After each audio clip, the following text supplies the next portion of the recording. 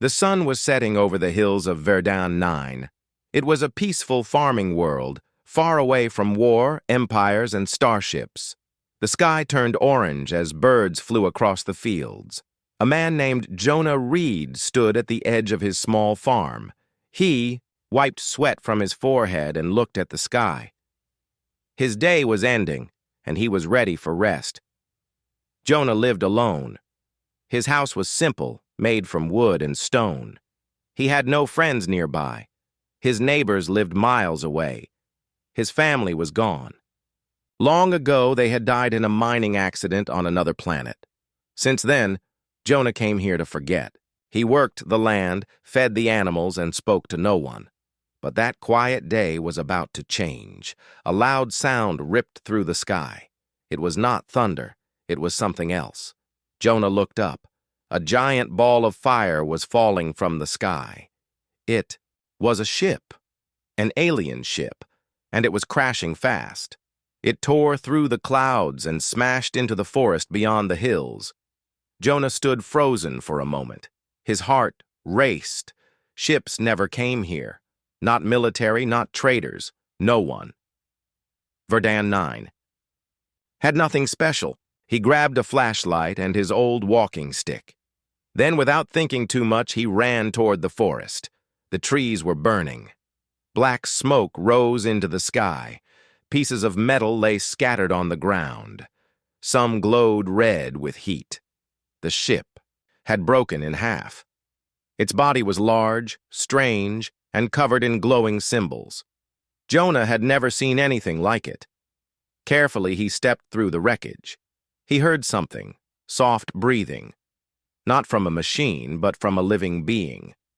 Inside, the broken hull, lying among metal shards, was a tall alien figure. She was half-conscious, her body glowing faintly. She had pale silver skin and a long flowing robe. Her eyes were closed, but her chest moved slowly. Jonah stared. The alien was beautiful in a strange way. Tall, graceful, and surrounded by a faint blue light. She looked like a queen from a dream, or a nightmare. Jonah didn't know. He stepped closer. Suddenly, the alien's eyes opened. They were bright violet. She tried to lift her hand but failed. Her voice came out weak and slow, but her translator activated. Human, help me, mountaintop, 50 miles, west. Jonah blinked. What? If I die, your world burns. Then she passed out. Jonah stood there in silence. He looked around. Smoke, fire, metal. The air smelled like ash. He should have run. He should have gone back home, but he didn't. Instead, he knelt beside her. All right, he whispered. 50 miles, huh? Let's get started. Jonah worked quickly. He found a broken door from the ship and turned it into a stretcher. He used vines and rope to hold the alien queen in place. She was heavy, but not too much. He tied the stretcher to a harness and pulled it behind him like a sled. Then he began, walking west. The land ahead was rough. Forests, hills, rivers, and broken paths. But Jonah knew the terrain. He had walked it many times alone for firewood or supplies, but this time was different. This time, he was pulling a dying queen who had promised death to his world. He didn't understand who she was or where she came from, but he had seen the look in her eyes. She was not lying. She was powerful, important, and truly dying, and somehow, she needed to reach that mountain. By morning, Jonah had walked 10 miles. His legs hurt, and his arms were sore. He stopped near a stream to rest. The queen was still unconscious. Her skin was cold now. He touched her wrist, still alive. He filled a flask with clean water and carefully gave her a few drops. She moved, slightly, whispering something in her own language. He couldn't understand. Jonah spoke softly. You better live. I don't know who you are, but if you're telling the truth, I don't want Earth to burn. She didn't answer. Later that day, Jonah climbed a steep hill. The sled was heavy. The path was rocky. His boots slipped on loose stones. He nearly fell twice, but he kept going. At the top of the hill, he saw a wide valley. Far in the distance, he could see the tall mountain the Queen had spoken of. It stood, like a giant tower, its tip covered in clouds. He sighed. That's a long way. Suddenly, the Queen opened her eyes again. She looked at him. You carry me. Jonah nodded. Yes. Still alive, huh? You are a farmer? Yes. Why help a stranger? Jonah didn't answer right away. He looked at the sky. Because, he said slowly, I lost everyone. I don't want to lose Earth, too. The Queen closed her eyes again. That night, they stopped near a broken wooden bridge. Jonah made a small fire and sat beside it. The stars were clear above.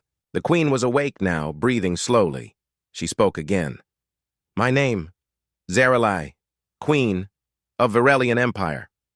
Jonah frowned. He had heard that name once. Varelians. A powerful alien empire. Dangerous. Cold. People said they didn't believe. In mercy. Why are you here? He asked. Betrayed. My own fleet. Chased me. Ship destroyed. And why come here? This world, old beacon, mountain top. It can save me, heal me, send command to stop war. Jonah stared at the fire. And if you die before we reach it? She looked at him.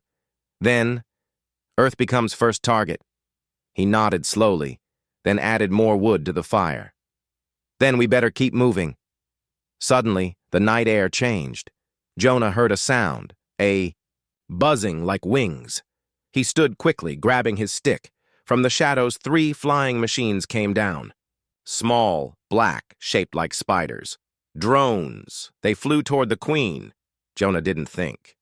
He ran toward the drones, swinging his stick. He hit the first one hard. It broke into pieces. The second fired a small bolt. It missed. The third flew, low, heading for the Queen. Jonah picked up a rock and threw it. It smashed the drone's eye, and it fell. He stood breathing hard. The Queen watched him. You fought? For me? He looked at her. Yeah, I guess I did. She stared at him, eyes wide. For the first time, her voice softened. You are not like others. Jonah smiled weakly. Humans aren't perfect, but we try.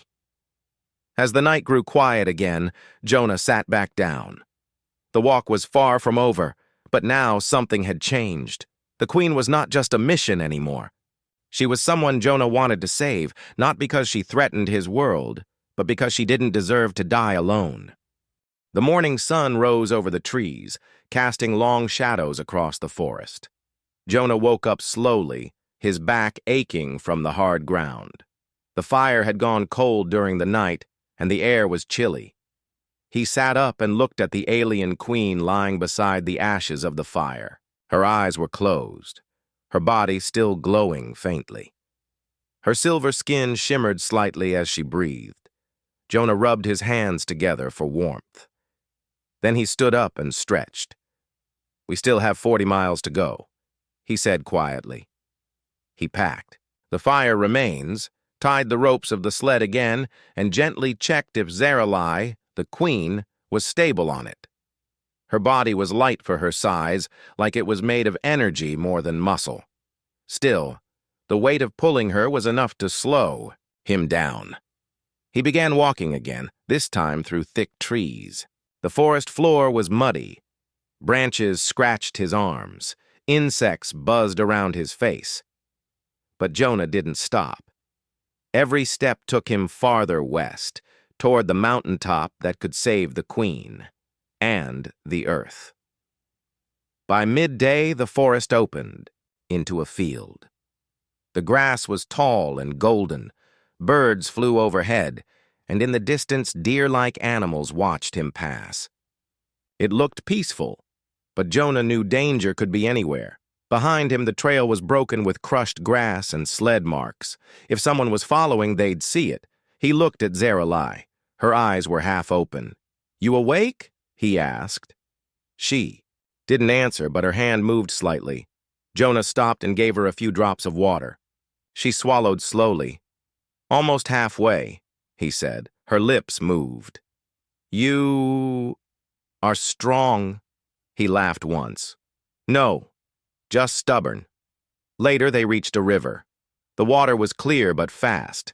The wooden bridge that once crossed it had fallen apart. Only 2 ropes and a few planks remained. Jonah frowned. He looked at the sled, then at the bridge. "This is going to be a problem," he muttered. He untied the queen and gently lifted her in his arms. She was heavier now. Maybe her condition was worsening.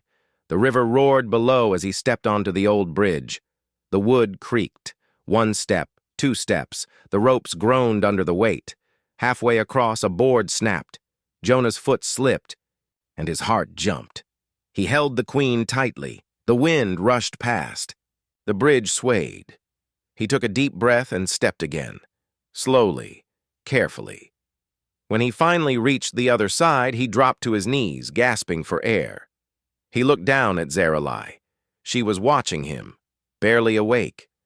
"You didn't let go," she whispered. "Of course not," Jonah said. "That's not what humans do." The forest grew darker after that. The sky was covered with clouds. Thunder rumbled in the distance. Rain began to fall. Jonah found shelter under a rocky ledge. He built another small fire using dry branches he had carried in a pouch. Zaralai lay beside it, wrapped in a blanket he had made from shipcloth. She was awake again. Her voice was stronger now. "You are risking everything." "Why?" Jonah stirred the fire. "Because if I don't, my people die." "But you could leave me. Let me die. No one would know." Jonah looked into the flames. "I would know. That's enough." Zaralai said nothing for a while. Then she spoke in a low voice. "I was born into power. I never walked. I never saw a forest. Everything I needed was brought to me." Jonah raised his eyebrows. "Sounds boring." It was, and cold. My people. They believe kindness is weakness. Then they're wrong. She looked at him. "You fight with no weapons. You care without reason. Maybe humans are different." Jonah gave a small smile. "We're not perfect, but we try." That night, they didn't sleep much. The rain was heavy, and lightning flashed across the sky. In the distance, something howled, a deep, rumbling growl that echoed through the trees. Jonah stood quickly, holding his stick. That didn't sound friendly. From the woods came a large shadow. It had 6 legs, black fur, and glowing yellow eyes. Its mouth was full of sharp teeth. The beast roared and charged. Jonah stood his ground. When the creature lunged, he jumped aside and struck it with the stick. The creature screamed but didn't fall. It turned and leaped again. Zaralai raised her hand weakly. A small blue light appeared from her fingers and struck the beast's leg. It stumbled. Jonah used the moment to stab it with a broken metal rod from the sled. The creature fell back and limped away, howling into the dark. Breathing hard, Jonah sat beside Zaralai. "You helped," he said. She closed her eyes. "I didn't want it to eat you." He laughed. "Thanks. That's probably the nicest thing anyone's said to me in years." The next morning they continued. They passed through more thick trees, crossed shallow streams, and climbed small hills. Jonah was tired. His muscles burned, but he didn't stop. As they walked, Zaralai began, speaking more. She told him stories about the Varelian Empire, about star palaces, crystal cities, and ships the size of moons. "They sound big," Jonah said. "They are. But they are empty inside." She looked at him. "Your people have fire in their hearts." "I didn't expect that." Jonah looked back at her. You haven't seen the best parts yet? She smiled faintly. Maybe one day. By afternoon, they reached a high ridge. From the top, they could see the mountain clearly now.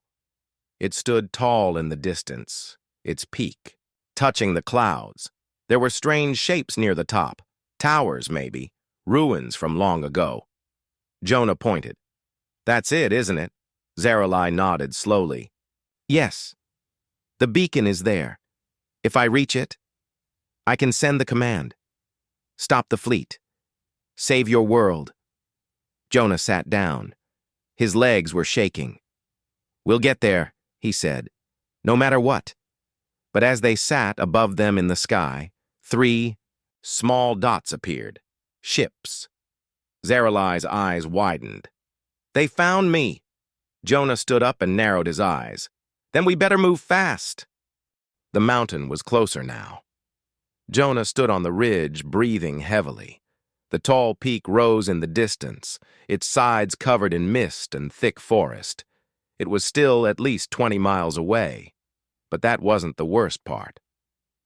In the sky above, 3 alien ships floated like black birds. Sleek and silent, they moved slowly, scanning the ground. They found you, Jonah said, his voice tight. Zaralai nodded. She was lying on the sled again, weak but alert.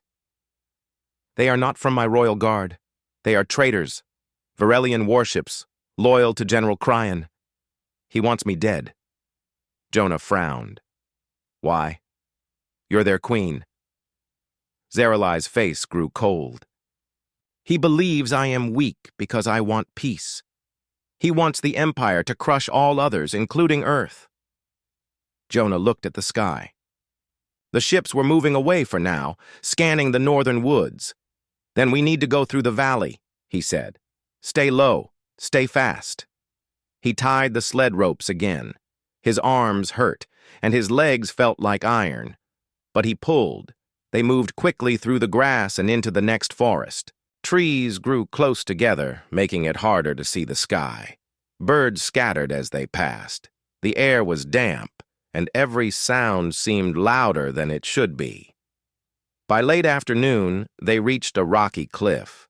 Jonah stopped to rest, sitting on a flat stone. Zaralai was quiet for a while. Then she asked, Why do you keep helping me? Jonah wiped sweat from his brow. Because you asked, and because no one else will. But I'm not human, she said. I am part of a race that once wanted to destroy yours. Jonah nodded. I know. But I also know you could have let me die yesterday. That beast would have killed me if you hadn't used your light. Zaralai looked away. I didn't do it for kindness. I needed you alive. Jonah smiled. Maybe at first. But I think you're starting to care. Even if just a little. She didn't reply. As night fell, they found shelter in a small cave. Jonah started a fire and handed the queen a canteen. You ever eaten human food? He asked, opening a small meal pack. She looked at it with disgust. That smells primitive. He laughed. It is, but it'll keep you alive. They sat together near the fire. Outside, thunder rumbled again. Rain tapped against the stone. Zaralai broke the silence. Before the crash, I was on my way to a peace meeting. I had sent messages to many worlds. Even Earth. I wanted to end the wars, but Cryan ambushed my ship. Jonah listened carefully. He thinks mercy makes us weak. He wants power. But I wanted something else. Jonah poked the fire. You wanted peace. She nodded. Yes. But now, because I failed, his fleet is preparing for war. Earth is the first target.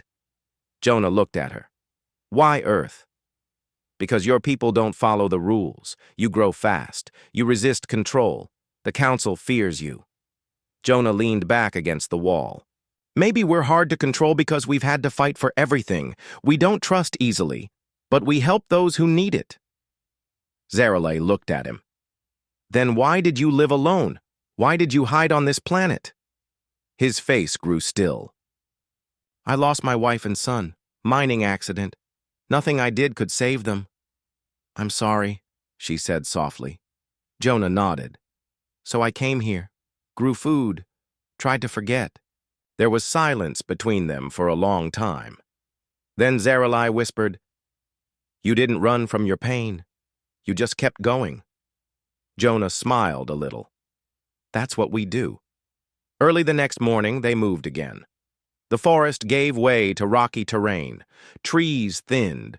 The ground became harder. Wind blew down from the mountain, cold and sharp. They were only 10 miles away now. But then a strange sound echoed through the valley. Low, buzzing, and metallic. Jonah stopped. Drones, he said. 4 small black machines flew between the trees. They hovered above the ground, searching. They're looking for you, Jonah said. Zarelai nodded. They can track my life signal. Jonah thought fast. He looked around and pointed to a shallow stream nearby. Get in the water. Maybe it'll block the signal. He lifted Zarelai again and waded into the stream. The water was freezing, but he walked slowly, pulling the sled behind him. Above, the drones passed without stopping. Jonah kept walking for half a mile through the water before stopping. Cold enough? He joked. Zarelai shivered. I can't. Feel my legs. We're almost there, Jonah said. Just hang on. They made camp on the edge of the rocky slope. The peak of the mountain now towered above them. Zarelai looked up at it, her eyes full of hope and fear. That's where the beacon is, she said. Once I reach it, I can stop everything. Jonah nodded. Then tomorrow, we climb. That night, the fire was low. Jonah couldn't sleep. He sat near Zarelai, sharpening a stick. She spoke softly. Jonah, you have shown me something I never saw before. He looked at her. My people have power, speed, ships. But we forgot something important. Compassion. You reminded me. Jonah shrugged. Sometimes kindness is stronger than war. She stared into the fire. When I return to my empire, I will remember this walk, and I will remember you. Jonah smiled. That's good, but let's survive first. Suddenly, a bright light appeared in the sky. A Varelian ship came down, engines humming. A voice echoed from speakers, cold and sharp. Zarelai of House Sareth, surrender. Your time is over. Jonah stood in front of her, holding the stick.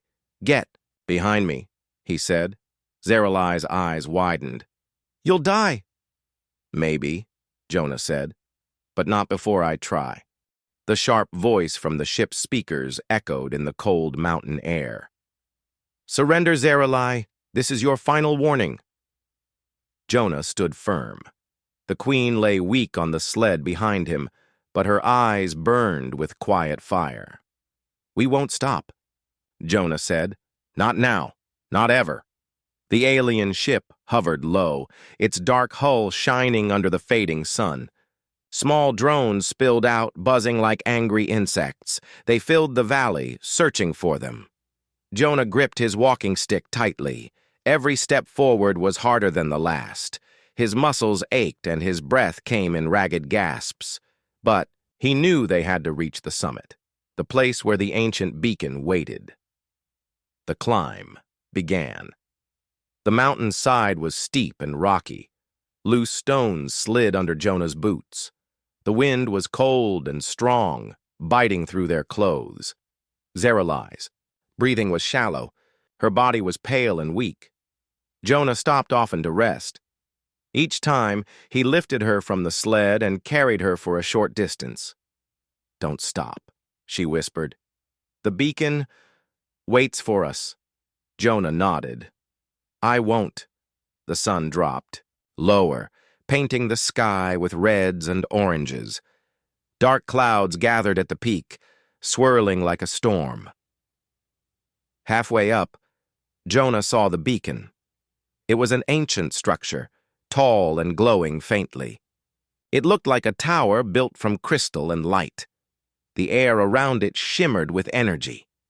This is it, Zarelai said, her voice trembling. If I reach it, I can send the command. Jonah's heart beat faster. They were so close, but then the sound of engines filled the air. The trader fleet arrived. 4 huge warships appeared over the ridge, their weapons glowing blue. The ships moved with deadly precision, blocking any chance of escape. Jonah looked up and clenched his fists. They're here! Zaralai's eyes flashed. They will not take me! Suddenly, the ground shook as drones swarmed around them. They were faster and more numerous than before. Jonah raised his stick and fought off the first drones, but there were too many. Get behind me! He shouted. Zaralai moved close to Jonah, placing her hand on his shoulder. A pulse of blue energy flowed from her fingers, lighting the air. Jonah felt a warm power fill him. His wounds felt less painful. His strength grew. The Queen's power was returning. Zaralai's eyes glowed bright violet. She stood steadying herself. The beacon needs 2 lives, she said. Mine and yours. Jonah stared at her. What do you mean? You must stand with me. Together we activate the beacon. Jonah took a deep breath. He didn't understand everything, but he trusted her. They walked side by side toward the tower. The drones attacked again. Jonah fought fiercely, swinging, his stick and dodging. Zaralai used her energy to blast the machines apart. Their combined power was strong. At the base of the beacon, they placed their hands on the glowing crystal. A bright light exploded around them. Energy surged like lightning. Jonah felt a rush of warmth and peace. Zaralai smiled. The beacon sent a signal across the galaxy. The warships stopped, their weapons powered down. The traitor generals received the Queen's command, her order to end the attack. Zaralai collapsed into Jonah's arms, exhausted but alive. Days. Later, the Queen returned to her empire with Jonah. She restored order, arrested the traitors, and declared peace. Earth was safe. The galaxy watched in awe. The light of the beacon faded slowly. Its bright glow dimmed to a soft hum as the mountain wind whispered around them. Jonah knelt beside Zaralai, holding her as her body trembled from exhaustion. Her violet eyes blinked weakly, but there was a new calm in her gaze. It's done, she whispered. Jonah looked up at the sky. The traitor ships were no longer attacking. They hovered silently like stunned predators unsure of what to do. Then, one by one, they turned and flew away. Zaralai had won. The signal from the ancient beacon, the royal pulse of command, had reached every Varelian fleet in the galaxy. The traitor General Cryan had no power left. The Queen had returned, alive. Jonah sat down beside her, both of them breathing heavily. So, what happens now? Zaralai looked at him.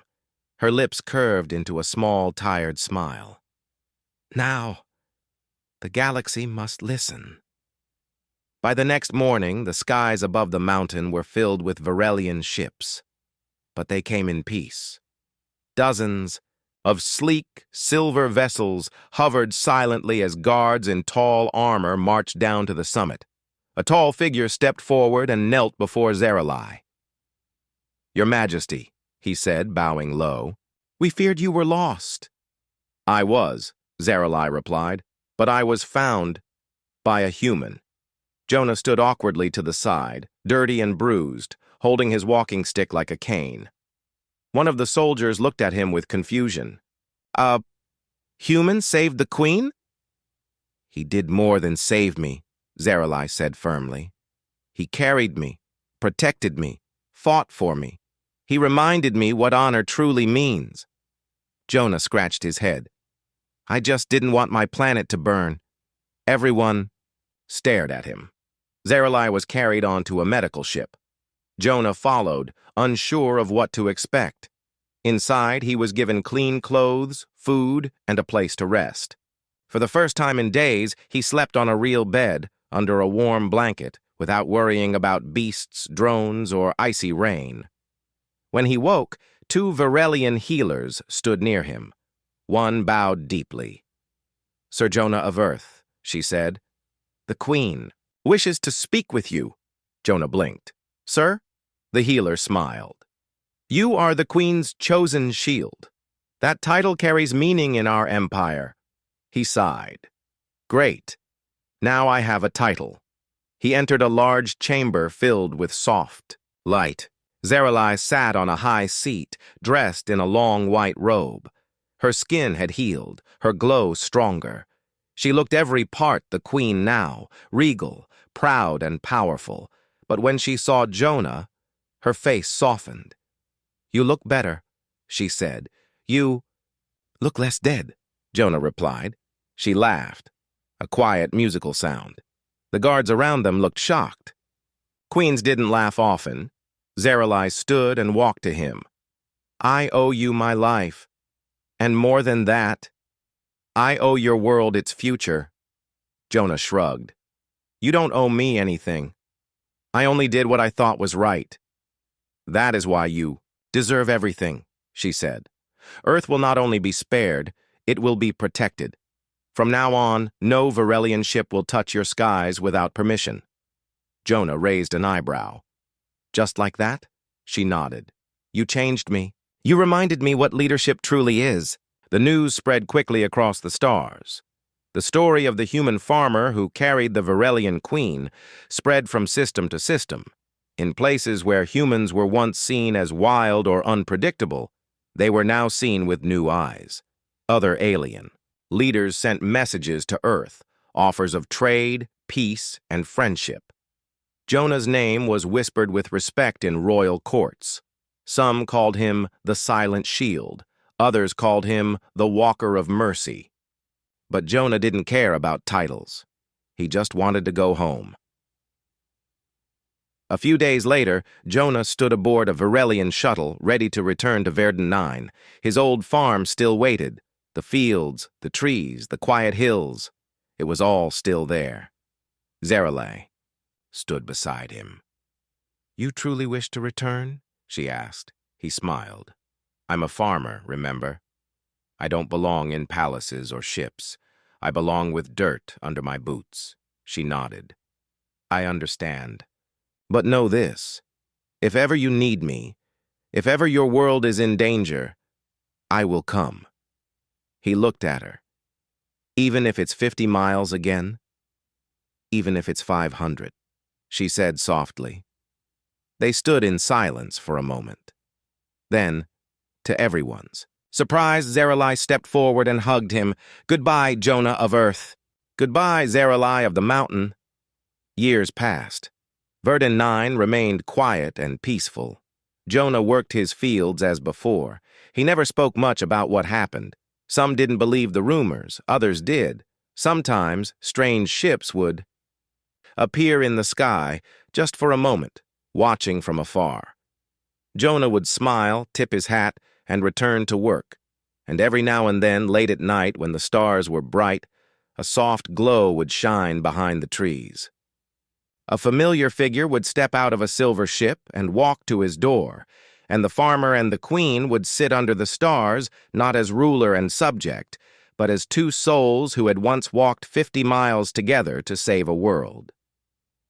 Final lines, because one man chose to help a dying queen, because he walked, fought, and believed. A war was stopped, a galaxy changed, and a world was spared. And in the silence of a distant farm, humanity's greatest act of mercy was never forgotten.